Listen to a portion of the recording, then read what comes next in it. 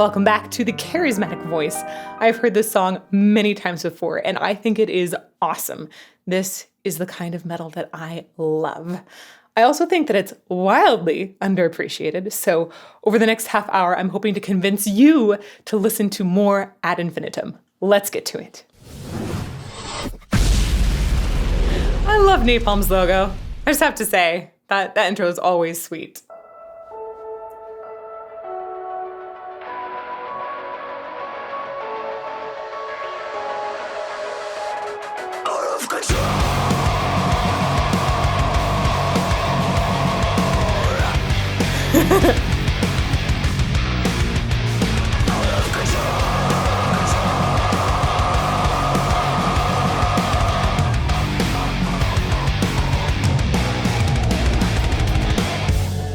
Shooting stars crashing on the moon.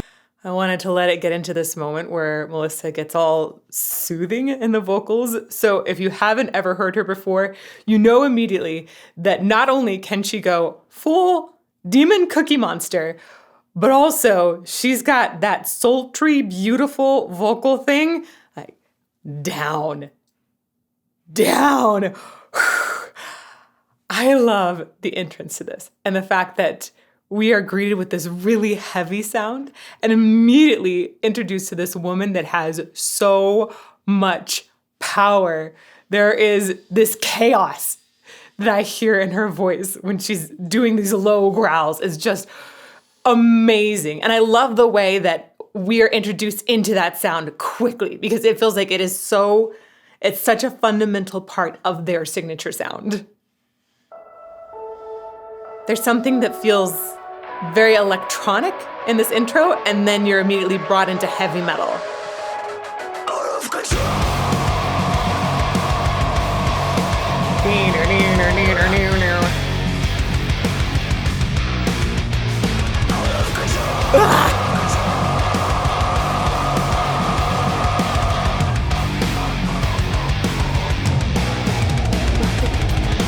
A few other things I really love about this intro. The instruments are often jamming, that's not a word, jamming on this reverse chromatic step. It's like a reverse Jaws. So, Jaws is like, and you're like, oh no, there's a shrug coming. There's a ton of dissonance created by that interval. It's a half step. It is the smallest interval that's in our normal Western music scale. And it is just tension-inducing. And they're taking that interval, and instead of just going up and then waiting with a bunch of space between, they're going down and rocking out on it a whole bunch in a really cool rhythmic pattern. Two other things to listen for that I really like. I love Melissa's ending here on control. She gives a shadow vowel after the L of control, biting it off. It's actually very operatic in a harsh vocal delivery. And additionally, I love the way on the second one, they bring in some electronic effects to her voice. Overall, there's just this incredible blend of essentially EDM and metal throughout this, which I really dig. Did I mention I dig it? Yeah, I really dig it.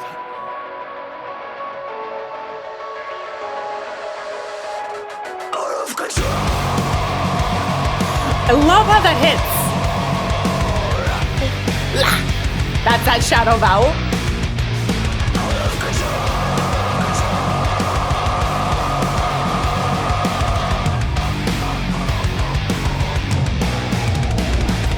So I love this electronic effect on her voice, though I imagine she can reproduce something similar live.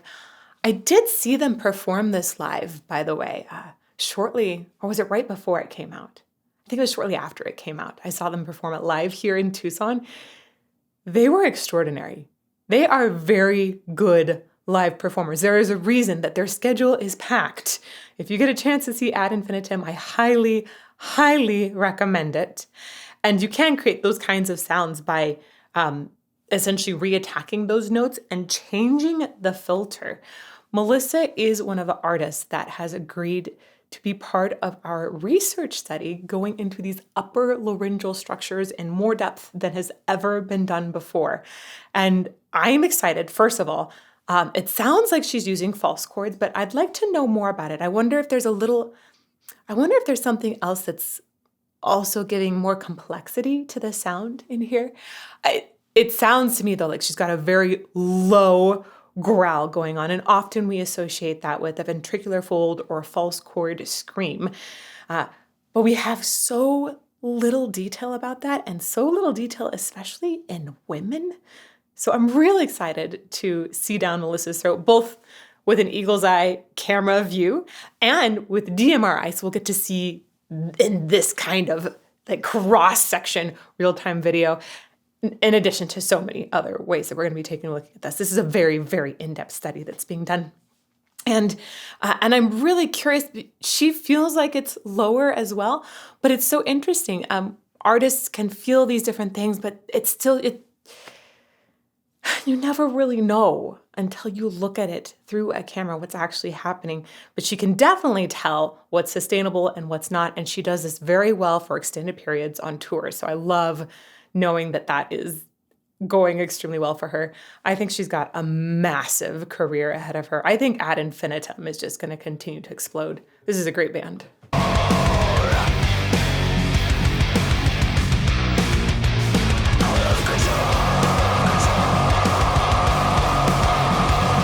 Hear that? Oh, and they even switched up the rhythm there. Ooh, to go with those vocals that were cool. Nice. Shooting stars crashing on the moon. Outer space, I'm singing out of tune. Like a rose just about to bloom. Hold on tight, yeah, I'll be ready soon.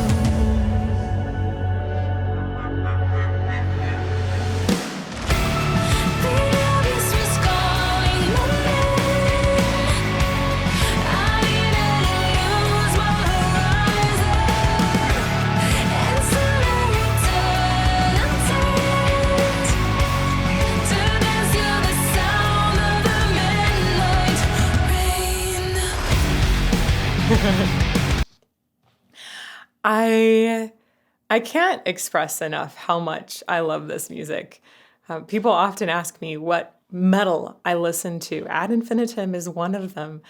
And I think it's partly because it combines a kind of music I listened to a lot before I started this channel. I listened to a lot of EDM, specifically indie EDM at the time, though a lot of those indie artists I think became mainstream now. I don't know, it's a little confusing. I think about like Purity Ring, Valis Alps. I love the way the production of this feels big yet so clear. It reminds me of artists like Seven Lions or, especially Illenium. I love Illenium. There's that atmospheric quality to Illenium, and then it's so huge and clear. And if you have no idea who these artists are, I'm not surprised. Many people in our channel don't really cross over to the electronic side. I still love to listen to a lot of music from that side. And often there is this just beautiful, clear female voice that is accompanying. But my favorite is when we get something that's also earthy in the sound and it really, really well mixed. In this case, I think Melissa's voice, it's combining, like I said before, chaos and beauty perfectly. She has such a balanced sound. Also reminds me of Amy, right, from Evanescence, Amy Lee. There's power in the sound, yet there's a lot of body in it. And also, she's at the very beginning of her career. I'm so excited about where she's going to go. When you also add to just an exquisite sounding voice, wonderful production, I find that so attractive. And in this case, even though Melissa is singing in a lower, just a lower area for a female voice, it's often harder to push out in front of a lot of instruments. The production is done so well so that we never lose her voice. It's always clear. Her words are really, really easy to get. I love the way she sings here without any accent. When she speaks English, she's got this adorable, very endearing accent. Her singing, though, it's so very clear. I hear so many pristine aspects about the singing. despite this massive wall of so many different types of sound going on, production is on point. Let's go back to when I think this is around her cleans. Yeah. There's like that R&B feeling, almost like Courtney LaPlante.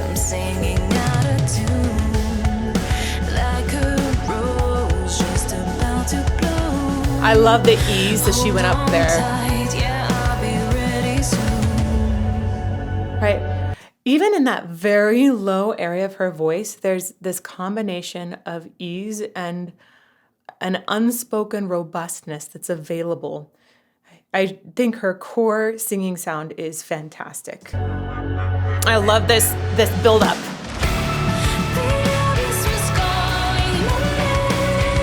It's so easy to get lost in.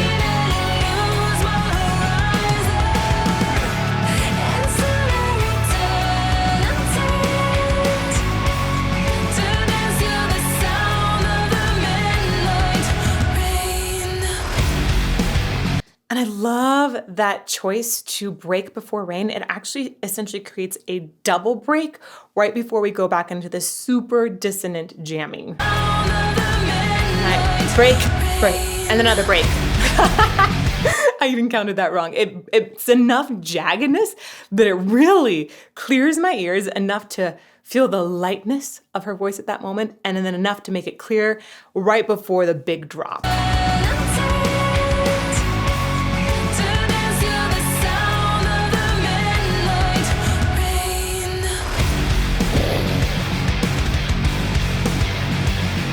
It blends these two genres so well. Ugh.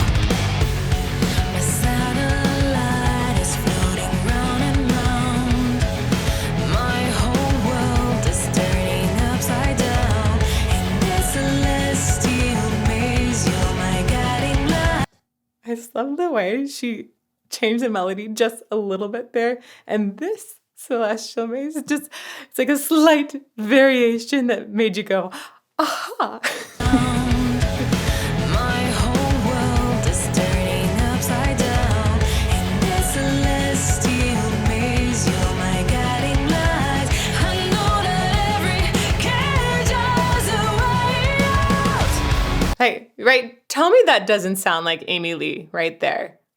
There's so much gorgeousness. There's so much ring in the voice there, yet there's a full-throated approach as well, which gives the sound tons of body and clarity.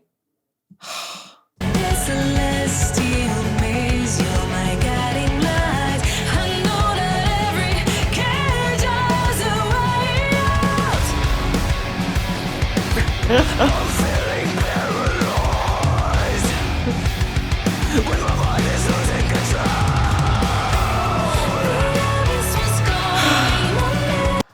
I love the switch back and forth. I'm a huge fan of learning all of these different expressions available to the voice so that they're all available in a singer's toolkit and they can use it at extreme moments. I like out of control is the first few words, which you probably knew because her enunciation is so good in her harsh vocals. They're still super clear. She's very good with her enunciation. And right here, it was, I'm feeling paralyzed when my mind is losing control. I think that both of those are such chaotic moments that this full-on distortion growl is the appropriate human expression for that moment. I also think it reminds me of another band that I've come to love through this channel, Ginger. Yes, Ginger.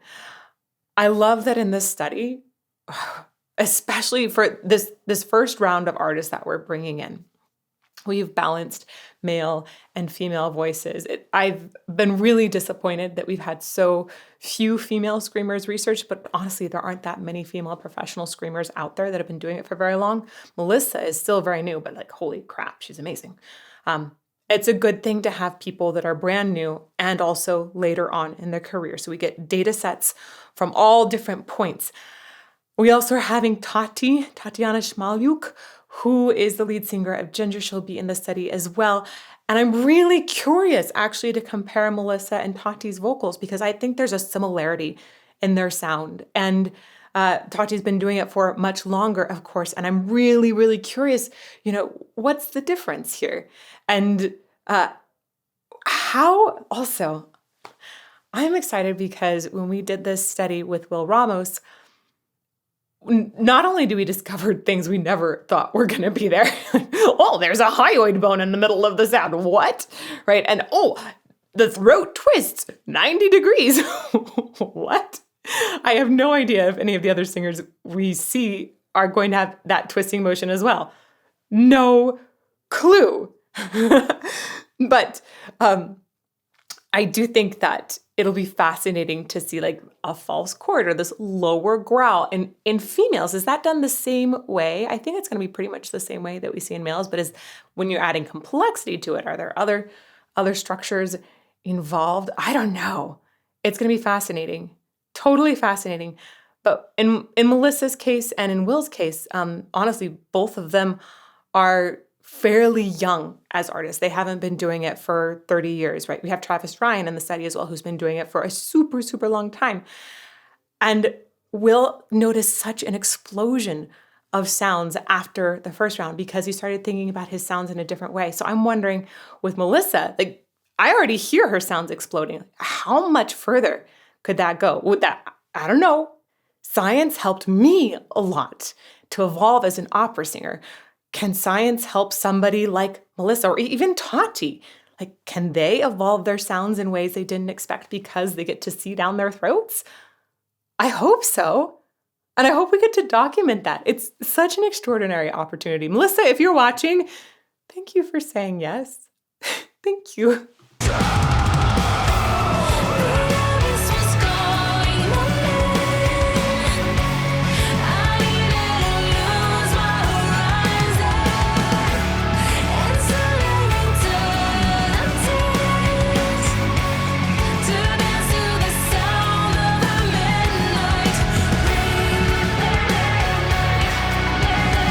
Ooh, I love, by the way, production team, awesome job on this video. I feel it fits the music so well.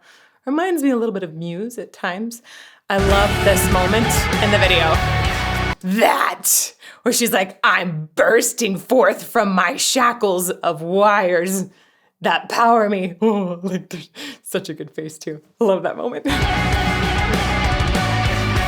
And another thing here. I think we start to get more layers as we're going on further in the song. Some of these layers remind me a little bit of groups like Millennium, and they have a song called Fractures, I think Fractures, that has lots of awesome layers like this as well.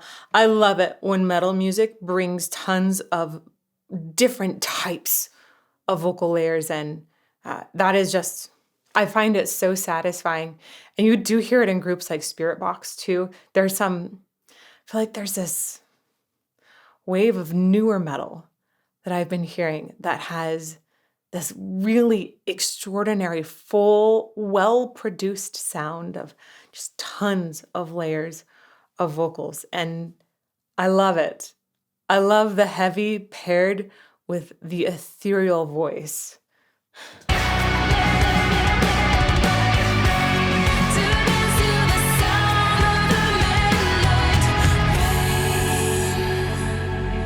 And I love the airiness of her voice there again.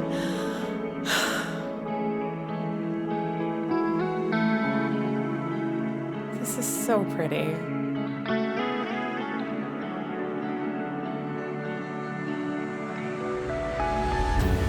I'm out of sight. I'm out of my mind. And I scream, I'm sorry on the radio. Can you hear my echo? I'm hoping that some of you had that like little shiver that I definitely had the first time I listened to that. It still makes me feel all giddy inside. Because it is really tough to sing quietly with much precision and this just beauty of tone, quiet and round at the same time. It's this very like delicate edge to tread. I think Melissa does it extremely well. And I love the run she brings in here. It's so tasteful. It's just this tiny bit of R&B introduced into the sound.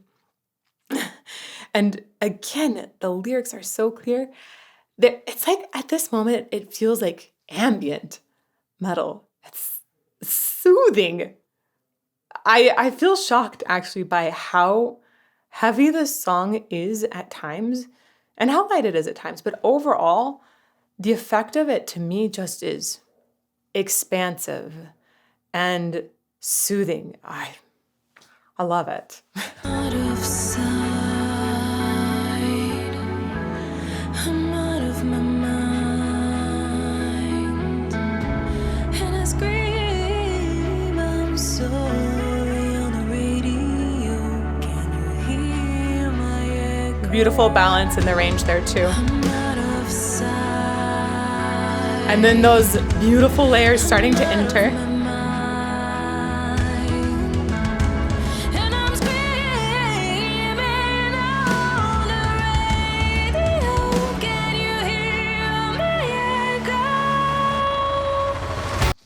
I know it's a big buildup there, but I just wanted to say she's using her registers almost like a yodeler right here.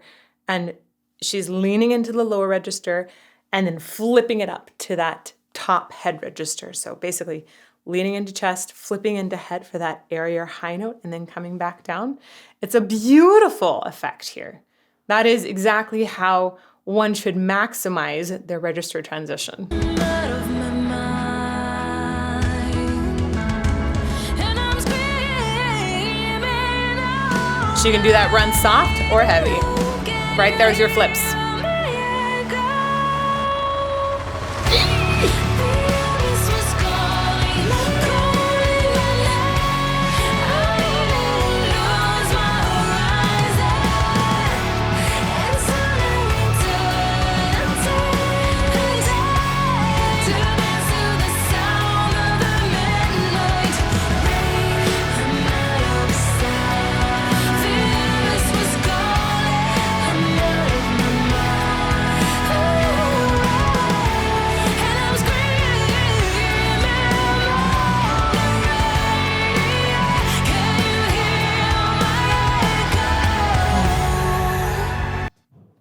So while I am obviously the biggest nerd about the human voice, we have to shout out to the whole band here, which, by the way, they're all super cool and friendly and nice, which you might think, of course not, but I don't know, sometimes bands aren't that way. They are. They're really awesome.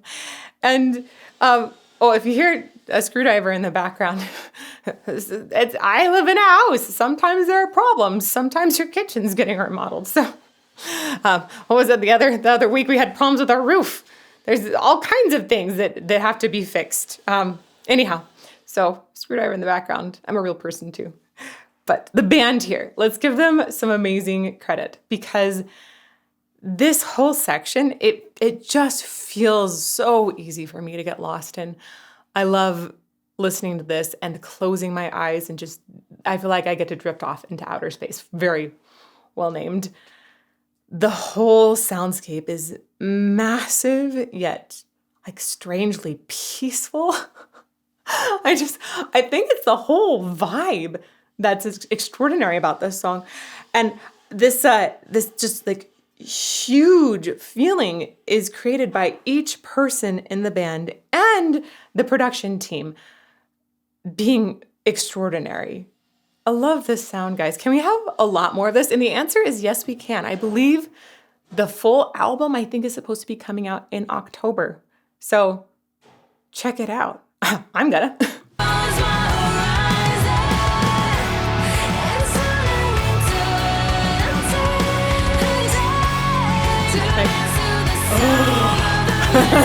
what I feel like right now.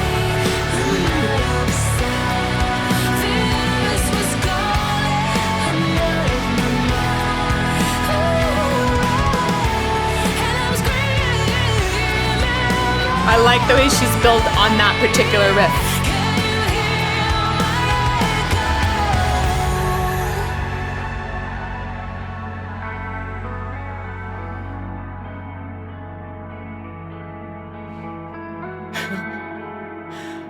also love this last line. I'll wait for it first. Ugh. Yes. Okay, we're gonna go back a little bit, and kudos again to production team. I love this last line because it's "Can you hear my echo?" And right before that we have "And I'm screaming on the radio," which I love. There's like this self-realization. Actually, just go through all of these lyrics. They're very empowering, a lot of self-realization in them. And I love the lyrics. I feel those lyrics deep inside. But this last one of "I'm screaming on the radio, can you hear my echo?" I feel like it feels like there's some sort of prophecy that was in there, right? Of like, oh, this is actually a great song, I think, for radio stations. I think radio stations should be playing this all over. I'm particularly thinking of Sirius, which I listen a lot to, Sirius XM, and turn down all of the songs that I haven't heard before that I think I might need to do a first time reaction to, or change the station. Oh, so frustrating. But anyhow, I would love to hear this song played on those stations. I think it is so well suited. Nice levels and everything throughout. But also this idea of the scream, right? She is screaming. She's a female who screams. One of the few really great ones out there. And I love the idea of that echoing. I think that the more research and the more that we listen to bands like this and really celebrate these expressions, I think we're going to accept that these sounds can be made in an extraordinary and healthy way, and just take that in and then start to appreciate the full spectrum of human emotion in the voice. I'm going to go back just a little bit so we can appreciate these last moments.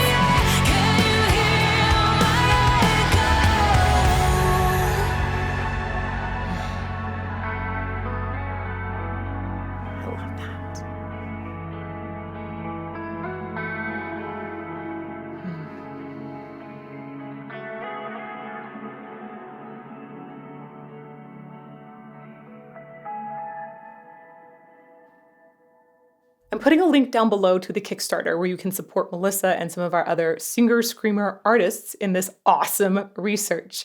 And don't forget, Ad Infinitum has the full album coming out soon. If you'd like to see some more analysis of the singer-screamers in our research project, check that out over here. May you fall more in love with music every day. Thank you again, Melissa.